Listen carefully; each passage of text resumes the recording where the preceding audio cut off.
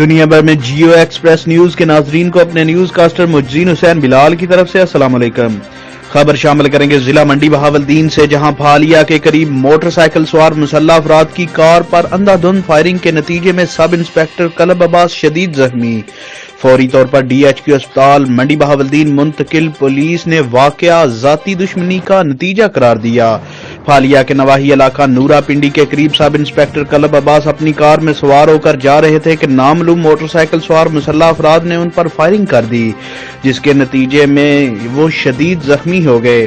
پھالیا police واقعہ کی اطلاع ملتے ہی موقع پر پہنچ گئی اور زخمی سب انسپکٹر کو ڈسٹرکٹ ہیڈ کوارٹر اسپتال منڈی بہاولدین منتقل کر دیا گیا، جبکہ سب انسپکٹر پر فائرنگ کرنے والے 2 ملزمان موقع سے فرار ہو گئے۔ تھانہ پھالیا کے ایس ایچ او سید حسنات حسین شاہ نے بتایا کہ یہ واقعہ ذاتی دشمنی پر مبنی ہے، جس کی وجہ سے انسپکٹر پر فائرنگ ہوئی۔ ملزمان کی تلاش جاری ہے اور جلد ملزمان کو گرفتار کر لیا جائے گا۔